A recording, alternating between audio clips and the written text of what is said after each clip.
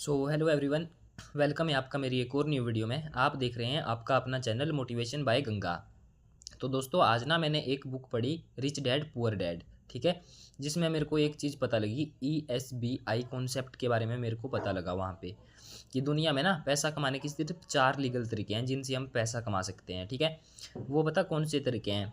Employed, self employed, business owner और investor. ठीक है, अब इम्प्लॉय इम्प्लॉय आपको पता है कौन होता है? जो कहीं पे जॉब करता है, चाहे वो गवर्नमेंट सेक्टर में जॉब करता हो चाहे प्राइवेट सेक्टर में। ठीक है, अगर अगर वो टाइम देगा वहाँ पे तब उसको पैसा मिलेगा। ठीक है, टाइम के हिसाब से वहाँ पे पैसा मिलता है। ठीक है, और दूसरी बात करते हैं हम सेल्फ एम्प्लॉयड। सेल्फ एम्प्लॉयड का मतलब होता है कि खुद को खुद से रोज़गार देता है या खुद को खुद से काम देता है। ठीक है, लाइक एक शॉपकीपर होता है, वो क्या करता है? छोटी सी इन्वेस्टमेंट करता है और खुद को रोज़गार देता है, सामान रखता है दुकान में। अब वहाँ पे भी ना टाइम के हिसाब से पैसा मिलेगा। अब मान लो दुकानदार दुकान नहीं खोलेगा तो उसको पैसा आएगा? नहीं आएगा। तो मतलब टाइम के हिसाब से वहाँ पे पैसा मिलता है। ठीक है, और तीसरा आता है बिजनेस ओनर। बिजनेस ओनर एक आदमी ना एक ऐसा सिस्टम क्रिएट करता है कि वो सिस्टम ही उसको ना लाइफ टाइम तक पैसा कमा के देता है।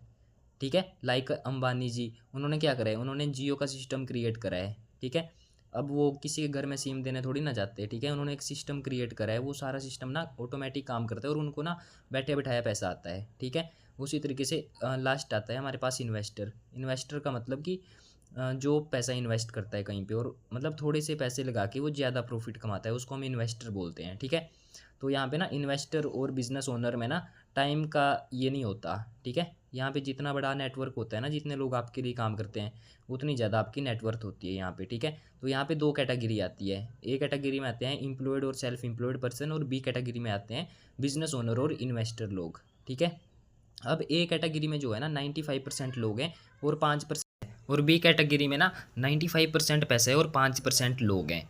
ठीक है, तो दोस्तों अगर हमको अच्छा पैसा कमाना है तो सीधी सी बात है कि बी कैटेगरी में जाना पड़ेगा। बट अभी के टाइम पे ना हम स्टूडेंट्स होते हैं। ठीक है, तो हमारे पास ना इतना पैसा नहीं होता कि हम बी कैटेगरी में जा सकें, क्योंकि आपको पता है बी कैटेगरी में जाने के लिए बिजनेस करें, अगर किसी चीज़ का बिजनेस करना है तो बिजनेस करने के लिए सबसे पहले इन्वेस्टमेंट चाहिए होती है। ठीक है, और इन्वेस्टर का आपको पता है, इन्वेस्टर तभी इन्वेस्ट करेगा कहीं पे जब उसके पास पैसा होगा।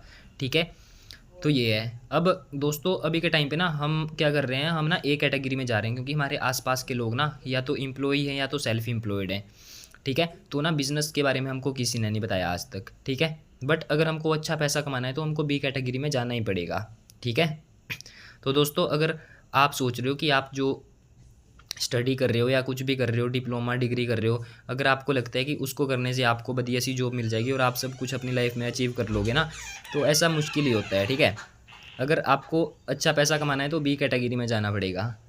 आपके पास ना बी कैटेगरी में जाने के लिए पैसा नहीं है तो उसके लिए ना एक और चीज़ हो सकती है, जैसे कि आपके पास कोई ऐसी स्किल है जो कि सिर्फ आपके पास है। ठीक है, या आपका पर्सनल टैलेंट है, जो आपके पास कोई ऐसा टैलेंट है जो किसी के पास ना हो। ठीक है, तो भी आप बी कैटेगरी में जा सकते हो। ठीक है, तो दोस्तों इस तरीके से अगर आपको अपनी लाइफ सेट करनी है ना तो सबसे पहले ESBI कॉन्सेप्ट को एक बार अच्छे से क्लियर कर लेना चाहिए। ठीक है, उसके बाद ना आप अपना डिसीजन बना बना सकते हो कि आपको ना कौन सी कैटेगरी चूज़ करनी है और अपनी लाइफ को कैसे स्पेंड करना है। ठीक है, तो दोस्तों मिलते हैं नेक्स्ट वीडियो में, तब तक के लिए टेक केयर।